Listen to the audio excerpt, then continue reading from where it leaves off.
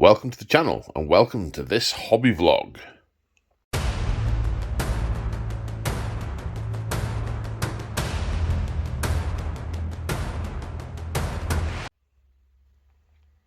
Today on the channel, I am doing a thing I like to call repeating the same old mistakes. Yes. So, there's a bit of a story here. I say a bit of a story. Would you call it a story? I'm just going to start talking and you can decide whether it's a story or not. So, there are two things I want to do today. I want to film a review video, which will take about half an hour. And I want to finish painting those giants. I've got them to a point where all I am doing is a few highlights, a few corrections, a bit of dry brushing. And I just want them done. They've dragged on for months. And then I want to get back onto some good old-fashioned, really basic batch painting where everything is the same from one model to another. Oh, God, please. So why are we looking at a half-assembled Empire Free Guild General on Griffin? Well, it's because I want to... The next set of models I want to paint are Free Guild, and so I'm going to go and spray them. So I've just gone and put the heater on in the garage because it is incredibly cold, snow overnight and all that stuff. And going to put the heater on in the garage so when I spray them, they can cool off. The paint will dry properly and won't go weirdy. Yeah, that. So I've gone, all right, okay, well, it's a shame I'm spraying all the Free Guild stuff because I've got one Free Guild model left to finish. So I'm sitting down to finish building this Free Guild model. I don't know how long it's going to take me, but it's going to take a chunk off the day that I could be using to spend on other things. And then I've gone, well, if you're spraying, there's a bunch of gloom spike gits need spraying. This is true, but they need a little bit of finishing off before you spray them. Right, okay. Well, if you're going to all the trouble of heating the garage up in order that they dry properly, then you should get them done at once. I should get them done at once. All right, well, let me take me a minute. What I'll do is I'll just nip in, sit down, finish off the thing, finish off the gloom spike gits, then go and spray them, then do this, then do that. And so what normally happens is I start on a Sunday with the intention of doing one thing, and then I end up going, well, I'll just do this, and I'll just do this, and I'll just do this, and I'll just do this. And then it's 5 o'clock, and I start painting, then Lemmy tells me it's tea time, we come downstairs, we have tea, then I think, oh, God, what's the point? I just pass out in front of the telly instead. So she's here in her usual spec. This is her sitting on Paul's knee spec. And she fits quite conveniently under the table there. Doesn't get in her way at all. The only thing it gets in the way of is when she wants to be over here, which is one of her other specs, is she climbs over here to get to there. So, yeah. So, today is another day of repeating the same mistakes. I wonder how it will end. Right. So, that only cost me 3 hours. I'm now sat down. It's still actually light outside. I mean, wow. So, where am I at? So, I have done... GW sent me this one for free. Where am I at with the painting? Well, they've had all their inks. All the base colours and all the inks. Now, some of it can be more or less left. I mean, I am more or less happy with, I say left. I'm obviously going to do a little bit of, so no, it can't be left, but it doesn't need a lot of work. I might do a bit of dry brushing on the tree bits to make them pop a little bit. Although if I do that, it's going to be difficult to get in and amongst the rope. I'm not sure if I'm going to do that now I think about it. Definitely need to do the stone. That needs some texture. And definitely the metal spiky bits. I think they're axe heads that are embedded in the club. They need to pop a little bit more. some aging on the shields, and there's a lot of tidying up. When I did the shades and inks on these, I was very tired, and I did it all with a big brush, and at this point, I'm lucky I didn't just tip the bottle over and I have to start again. So, yeah, now what I have to do is have enough willpower to spend enough time on the bits that'll make the... Because this is the risk, right? I've done 80% of the work. It's the 80-20 rule. I'm now on the 20%. I'm on the tidying up. If I get lazy at this point, a lot of the 80% of the work's lost, because it's the last 20% or 5% that's going to make these pop. So I've got to make sure I don't do harm to them by not... I need to do enough. I need to not do too much and do it, because I could start, highlighting the individual ridges on the rope. I am not going to be doing that. I'd be here until next Christmas, or I'd probably end up giving up miniature painting, because I wouldn't paint anything else until I'd finished these, and then I wouldn't finish these. So, I need to get that balance right.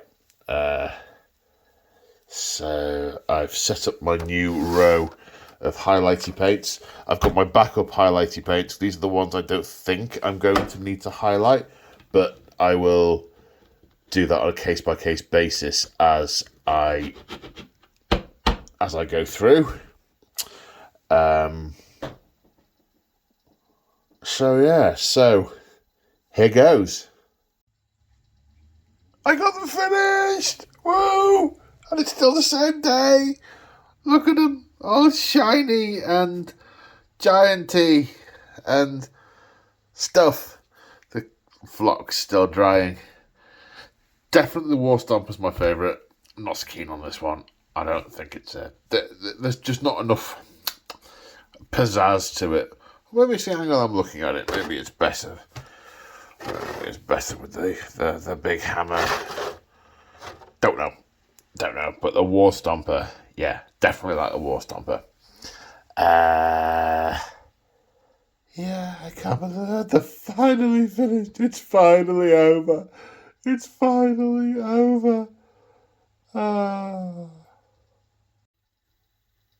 Alright then, next project. I don't know how much of this I'm going to do in one go, because I know I need to paint a couple of Uruks, and I need to paint a few more Gloomspite. But Christmas is coming up, which means I will have a couple more days where I am at my own devices, and but so I've just sorted out the pile from in there, and what have I got? I've got the Collegiate Arcanum. So we've got the Amber Wizard on the double-headed Griffin. Then the... what have we got? The Ulgu, the Azir, the Akshi, and the Shaiish Wizards. And I've got a couple of others downstairs. That'll take the total to 7 out of 8. So I've got almost all the realms represented there. Got the Vendensks, which also need painting for the Siege of Excelsis. And Madam's coming to say hello, but there's not a lot of space on here, and there's very snappable lances. So I'm trying to discourage her by fussing her in situ, but she's not having any of it. She wants the clean water in the cups I've just changed. That's what she wants. Then I've got one of my free guilds. That's the General on Griffin, and the... Let me, please, don't break my stuff. Come on, come down here. I'll push you down here. Come on. That's a good girl. General on Griffin and the Griff Charger, the Demi-Griff Knights, 1 unit of 6. I feel like I want another unit of those, but they're expensive, and I don't mean points. And whilst I am leaning into this army, I'm very well aware that they're redoing Cities of Sigmar, and they'll probably bin off a lot of these kits, which I don't mind if they still remain valid choices, but I'm a little bit, it's scary time. Then we've got the Ironwell contingent, a couple of War Machines and a Cogsmith. Then my other Free Guild regiment, the yellow and black heraldry one, the one that was, back in the day, Averland. Got another 10 swordsmen, 10 crossbowmen, 10 riflemen to round out the other units I've got. So they're all going to be 20s. So I'll have 4 units of 20. And then I have got, what are they called? It's priesty stuff. So these are flagellants. You can't get a Sigmarite priest anymore. You can have one in Legends, but not one from the main battle tome, which is a shame. She's coming back. No longer placated. So I'm definitely not starting yet on this lot, because the first game I want to play is I need these ones for. That's going to be in the first episode. So they very much need painting, but they're simple schemes. Right then. Time has significantly moved on since the last time I pressed play and started talking. I think that was at the start-ish of December.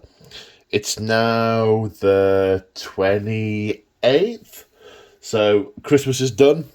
The fridge is full of cold turkey and other such bits where I inevitably overcater. And I am back at the hobby desk. Now, I was actually back at the hobby desk yesterday, but didn't get the motivation to pick up the camera. So we have a bit of a synopsis. I thought these guys were going to be really quick to crank out, and to be honest, they have been pretty quick to crank out. What has not been quick is oh, come on, the words aren't working.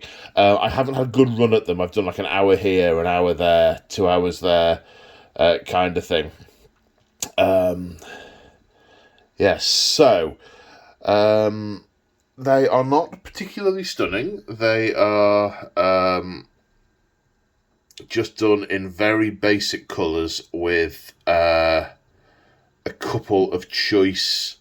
With a bunch of Agrax Earthshade, then a couple of choice highlights, which I'll talk to you about. So there's a couple of dilemmas with how much time to spend on these models, because it's not one of my major projects, and I have a number of major projects waiting in the wings. Hello, Lemmy. You're going to say hello to people? You're just going to sit there? Hello. Right. So, you're blocking all the light. You're in my light.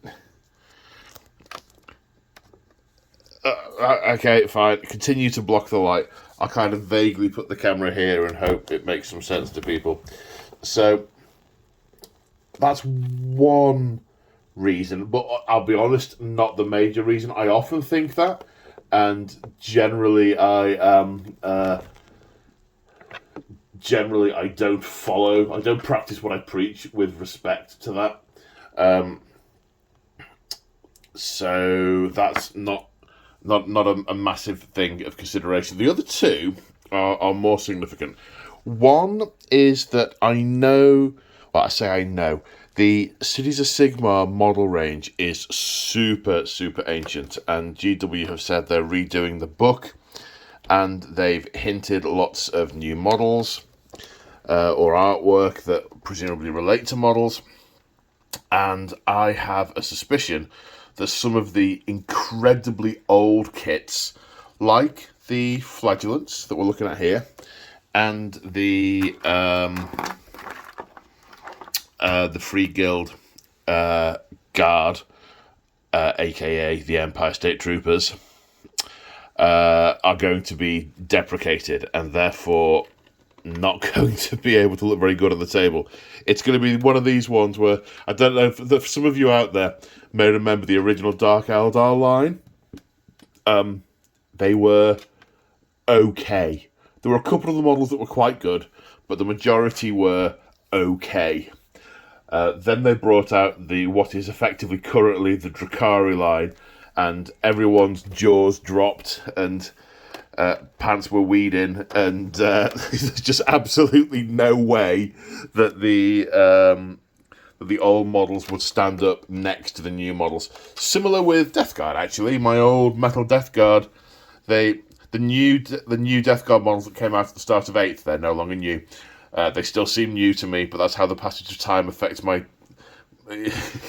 that's how... Oh, my poor brain. She's still here. Look what Mum and Dad got me for Christmas. It's a little fridge. Sorry. Thanks, Mum. Thanks, Dad. Where was I? Yeah, so I have a strong suspicion that either these minis will not be around for very long, or they will realistically not look right on the battlefield next to new minis. Now, what I'm kind of hoping is, and this is more to do with the Free Guild models, that I'll be able to make a distinction between... Because they have different Free Guild armies, and some are from Azir, and some are from the various different reclaimed nations. So I'm hoping that actually, if I'm using them as a different Free Guild, they'll kind of pass next to each other, but I'm not 100% certain. I'll be quite honest. I think it's pretty unlikely. So, I mean, the army's probably got somewhere between 6 months and a year in it, and I'm painting it now, so, I mean, some would call me crazy. I would be one of those people. She always comes over to the pot when I refill them with clean water and just sat down ready. But then again, she also comes over to the pot when it's full of filthy water. I'm like, no, get off it! And she's like, what? So that's one reason not to want to spend too much time on it. The other reason is I am matching to my old Empire army. And I've talked about this on hobby vlogs before, but they may have been members-only hobby vlogs, I think. So I'll retouch on it. One of the challenges I had previously, there's a tiny bit of paint on some of these. Most of them are just undercoated. One of the difficulties when adding can't even talk. One of the things I did over the summer 2022 was take a lot of my fantasy battle armies and rebase them to AOS armies. I haven't done all of them. I haven't done my Dark Elves because they don't directly translate, or my Vampire counts. They kind of do translate, but I prefer the new models. I also want to keep a fantasy battle army because I do have some friends who still play fantasy battle, so I want to be able to have an army. So I've not touched either of those yet, but my Skaven I've rebased, my Ogre Kingdoms I've rebased, and my Empire I've rebased. I think they're all the ones I have done. I didn't have that many fantasy battle armies to start with. So, but the Empire army I did, my Avaland army, as you can infer from this is very much a work in progress, that I got halfway through one coat of one suite through the thing, and then I had to move on to another project. My butterfly brain. So they were all done 12 plus years ago, when my style was very different and I wasn't as good at painter and my standards were lower. And so they were basically a bunch of colours on the model and then Agrax and then walk away. So what I've had to do with some of the ones I've added to it, try to paint models that both work next to the old ones that aren't terribly well painted, but also don't make my artistic pride hurt in that I've badly painted them on purpose. Because they also need to be good. Whilst I'm a bit of a paradox in so much as my ethos is does it look good at arm's length? What does it look like from 2 feet away? If it looks good from 2 feet away, it's done, it's perfect, because you only ever look at it from 2 feet away. But because I do the YouTubes and the internets, some models will get close-ups on them. So they have to have a basic close-up. Have I missed part of his beard? Oh, I have. There's a bit of his beard that doesn't have any ink on it. Oh, no. Might have to go back and do that in a second. See, my brain's got no filter at the minute.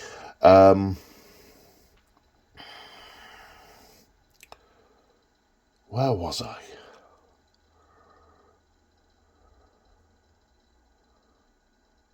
Something. Don't like painting them badly. Close-ups, they have to have close-ups on them. So that was my challenge with a couple of the units I've added. These represent sort of completing my free guild. It'll give me 5 units, most of which are at double strength. The great swords won't be, but they're elite, so that's fine. So obviously that then translates to the other models in the army, but also it also doesn't, in so much as if, it's a big if, but if GW does the Series of Sigmar in a similar way to it has done now, then you'll have things like the Free Guilds and the Ironworld Arsenal and the Collegia Arcanum and the Dreadblades and the Phoenix Temple and all of these other little sub-units, the Duardian Dispossessed, the Lizard Riders. I can't remember what they're called. The Dark Elf Lizard Riders, the Beasts, the Cold Ones. I think, are they Dreadblades? I think they're Dreadblades. I can't remember. It's not coming to the front of my mind. So in theory, if I paint each little vignette differently, then in theory some of them might have to be retired, but others could actually remain to, but of course they may not. So yeah, so I wanted them to fit in the same style, and I sort of, because these are kind of a rabble, you'll see from the way I've painted, they've all got sort of different coloured bits of clothes and different coloured hairs and so on.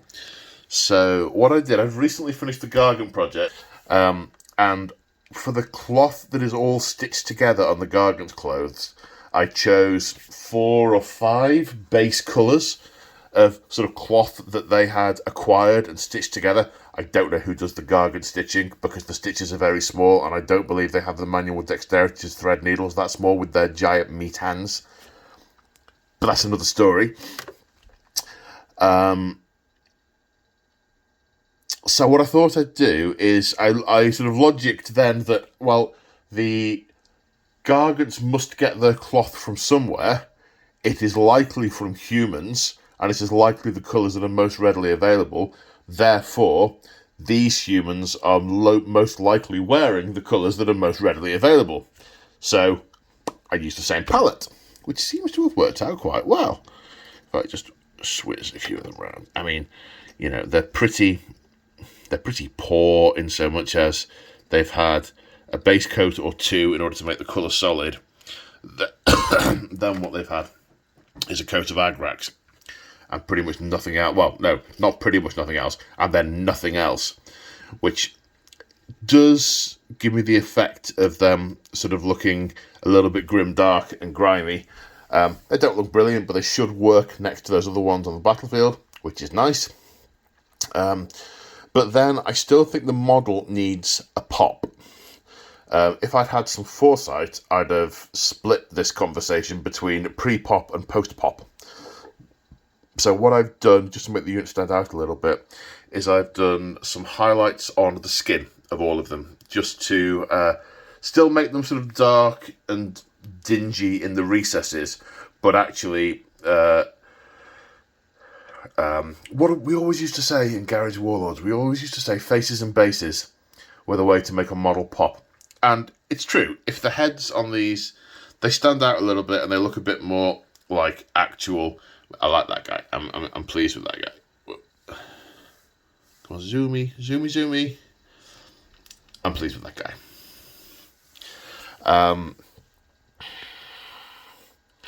So I did that, and I also made a point of making the flames look like they're on fire. And what I wanted to do there was I wanted the contrast between the model being dark and dingy and the paint job being dark and dingy. Because I painted them orange first, and then they got inked along with the rest of the model. And you could tell it was a torch, but it looked like the whole model had been painted very drab. This way, with, well, you can see here all the colours I've dry brushed up with, just on the ones that have torches.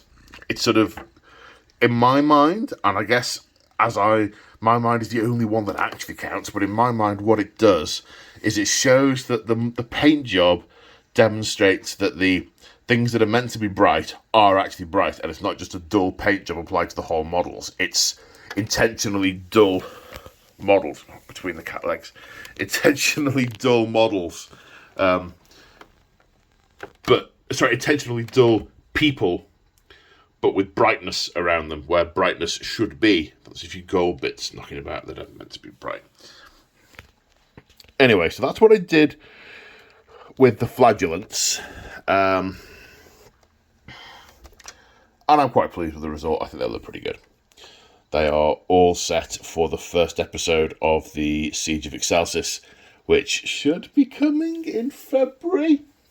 I've got on the release schedule of vids. We've had the first episode of the Rising Shadow campaign between the Imperium, the Tau, and the Gene Stealers / Tyranids and Star Children. There's 4 more episodes of that. I'm doing a vid, and that my goal is to start to rebuild an actual cadence and do a battle report every other week. So they are all the ones that have been filmed are all set up and ready to go. Got the filming booked for the last couple. Then we're into the Siege of Excelsis. Now, part of me just wants to run right the way through the Siege of Excelsis and do like 20 episodes between now and the end of the year. I will probably break it up with other bits because I will have the hankering to do some 40k stuff. But these are all set for episode 1. For those of you who are familiar with Excelsis, the very first, almost like a prologue, is when I can't remember the name of them, but basically after the Tzeentchian cult rises up in Excelsis and nearly destroys the city, there's a mass purge where anyone who is vaguely magical gets shivved by rampaging lynch mobs, which these flagellants will be playing the role of in Game 1 to set the scene. And the plan is that is against Moog of Moog's Little Figures fame with his Disciples of Tzeentch. So looking forward to that. Anyway, so that's why I need to get these finished, because it's funny actually, because I've got a moderate sized Cities of Sigmar army now, and I'm like, yeah, we'll do it that way. And then I thought, well, actually, the scenario is that they've all gone to ground, so they're in sort of underground warehouses and sewers and undercity and stuff like that. And I'm like, okay, well, I can't really take artillery down there. Okay, can't really take flying monsters down there. Can't really take horses down there. And I'm like, I've pretty much got to... I can't take wizards because this is an anti-magic lynch mob. So I've basically got to take 3 guild guard and flagellants. Because I also can't take elves or dwarven because they're also going around lynching the elves because elves are magical. So I'm trying to build up that force, which is why I'm painting these at the moment for that first game.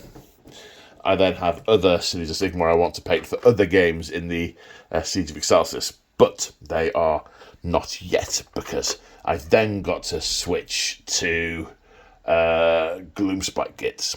But I might not do a huge number of those until the book's out and I can build a list and then work to a list. Don't know. But in the meantime, these are done, except I need to touch up that guy's beard. It's going to annoy me forever. So I want to spend a moment touching up that beard and then do the old switcheroo and get that batch. I'm going to try and do all those as a single batch of 30. Wish me luck. So we're now on the last day of December for this December hobby vlog. That's right, it is New Year's Eve and I am about to get ready to go to where I'm going in about half an hour. Just long enough to do my last little bit of vloggage.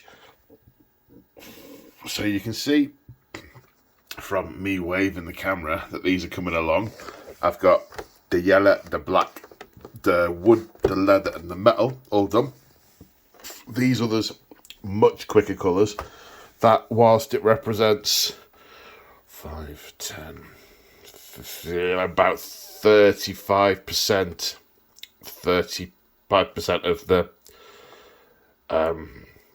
of the colours, it probably represents about 50% of the effort. Is it 35% of the colour? No.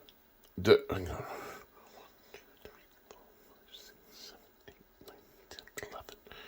16, 17, 18, 19.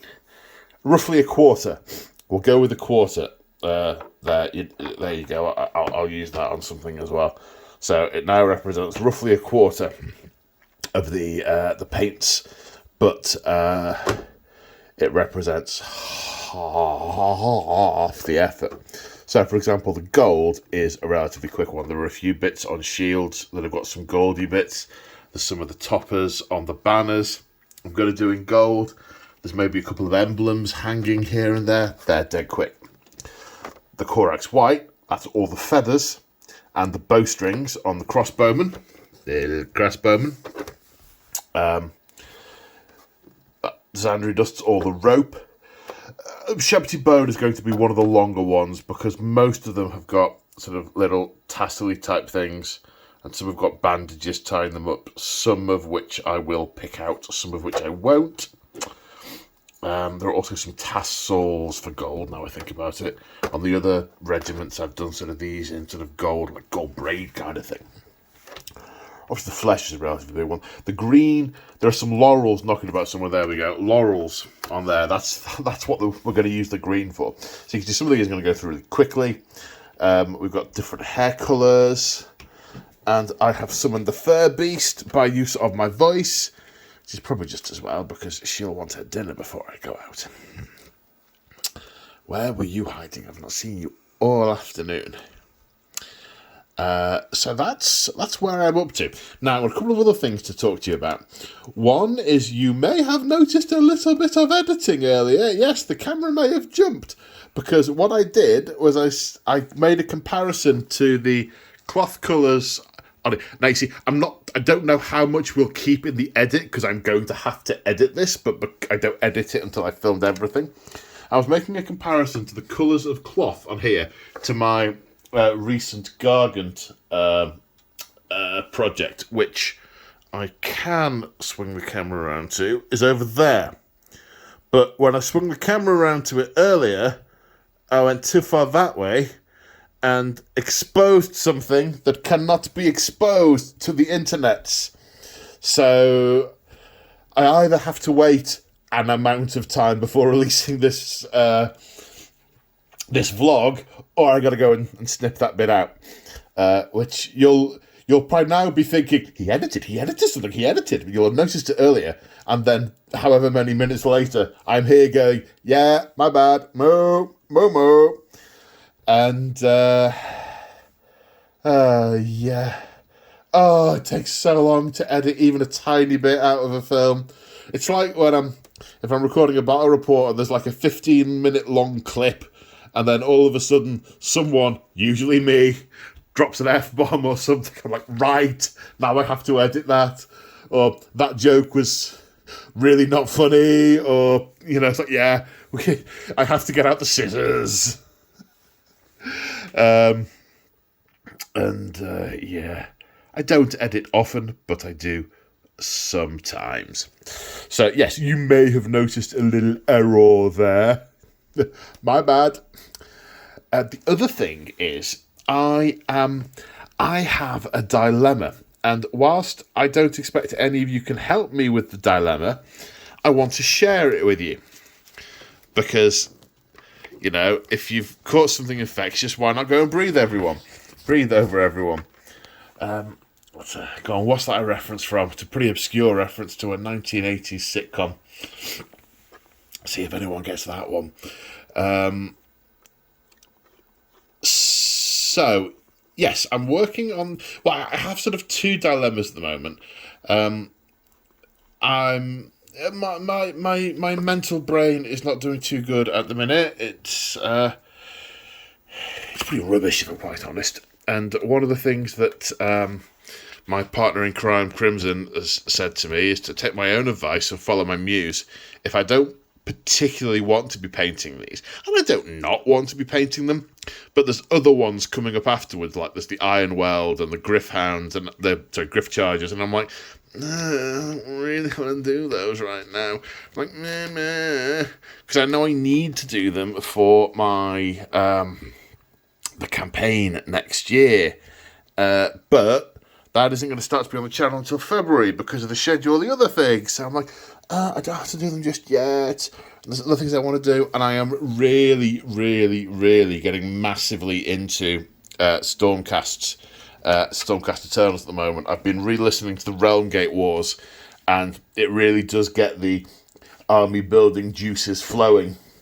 And those narrative shenanigans. That's not the right word. Those narrative stuffs.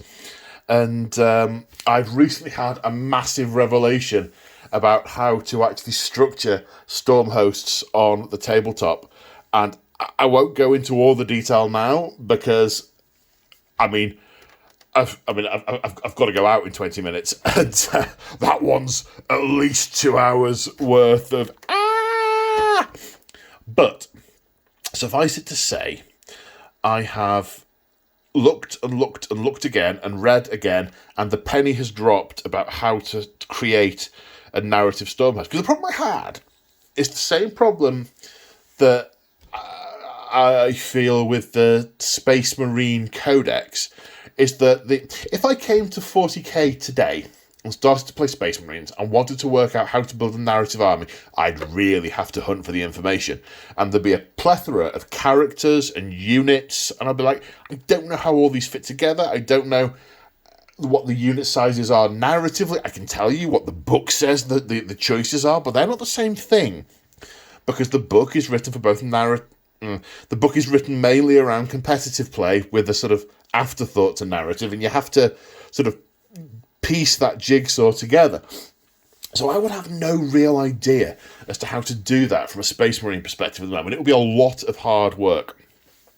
However, I think the fog has cleared on the Stormcast, and it's all to do with ratios, because it says things like, in a warrior chamber, you can have up to 9 Redeemer retinues, 3 Liberator retinues, 6 Paladin retinues, and 3 Angelos retinues, and you're like, right, okay, what do I do with that information? Does that sort of says, just take what you want, but it doesn't. Oh no, it doesn't. If you actually, and this is where the penny dropped, if you actually divide that by the smallest number to get your ratio, in the same way as a Space Marine company, you have 100 Marines, and then it's got the ratio of 6 to 2 in terms of squads. Well, the smallest unit there is a demi-company. Well, one of the smallest balanced units is a demi-company with 311. So, if you take a warrior chamber and divide it all by the lowest denominator, then you end up with 3 Liberator, 2 Paladin, 1 Justicar, or is it Judicator? One of the shooty ones, and 1 Angelos. Which means that, for me, is the structure of the backbone of my narrative warrior chamber, or any warrior chamber I'm ever going to produce. And I've kind of got what I think are 3 armies on the go, looking over at the table now, and I can't point the camera at it, but I reckon I've got 3 armies on the go. I've just been hitting eBay really bad, going, right, well, I've got 5 Liberator Primes. That's no good. Because retinues also, it says, retinues come in 10s. I'm like, right, okay, these ones come in 3s. Okay, well, if I reinforce it 3 times, or reinforce it twice, that gets me to 9. Is 9 close enough to 10? 9's close enough to 10. Right, okay, but that unit then becomes 400 points. I know, it's going to be a swine getting all this into 2K. I know. Addy, calculator. And every version seems to come out at about 2,200, which is annoying. So, right, I'm pulling back from the rabbit hole there, because there's a rabbit hole. And the reason I'm telling you this, well, there's several reasons I'm telling you this. I did have my Astral Templars pegged mostly as a Gurite army, and I'd sort of thought, well, there's not an awful lot of point in going all in on the Astral Templars because I can only ever really play them in Gur. Realmgate Wars, they use them everywhere. And because of course they do. They've been built up in Sigmaron over hundreds of years and then deployed to different places, some of which are Gur, but not Saint of Gur, very nice cheese. Some of which are the realm of Gur. And so I think I can, but then that leads to, but the army I built is a vanguard. It's an auxiliary vanguard chamber. It's not a stand there and hit things chamber. Can't use that in every battle. Right, okay, I'm gonna need a warrior chamber. So I want to add to my Astral Templars. So, because some of the older models are the ones, you read the book, yes, Liberators are the most numerous of the Redemptor retinues. Right, okay, I need to go heavy on Liberators. How much are they? 40 quid for 10. That's not happening. eBay!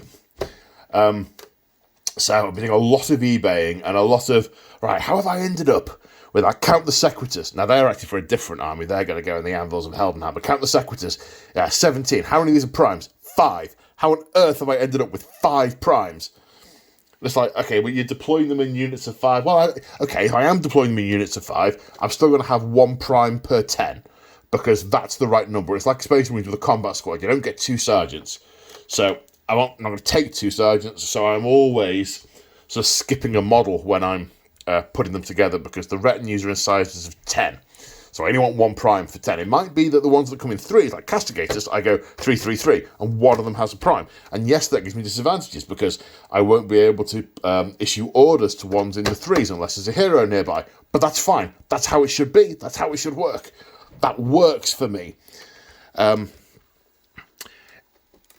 okay, that's some of the digressions dealt with. The other is that in the Say Hi Paul Hobby Discord, some of the folks have got together and are running a thing throughout the course of the year. I'm sure you all have seen it. I think it originally, everyone seems to be doing this these days. I think it was originally the Tale of 2 Gamers, or however many gamers it was, where people have vlogged their progress of building up armies. And I know there was Deployment Zone did the 4 Horsemen of the Hobby Apocalypse. Fast Panda are doing a Tale of 4 Pandas. Well, the folks in the Discord are doing a Tale of Paul Gamers, and they're doing a really laid back, casual $250 a month, or whatever you can, whatever you want to show off, with hopefully the idea of having an army at the end of it, but not if you don't want to. Thing where they're all sharing pics and vids. No, I don't know if they're going to do vids. They're sharing pics and stuff of their hobby journey from January onwards. And I've said, yeah, put me down for that. The dilemma I have, of course, is that's then a commitment in my brain to do something on a particular army each month. And I don't know how I'm going to do that, because if I thought, oh, yeah, great, what I'll do is I'll do the Anvils of the Heldenhammer. That way, I'm never going to do them anytime soon, because I'm not doing stuff in Shaiish or with the Undead, and that'll be great. But then I'm like, yeah, but that means you might do like 1 unit a month of them.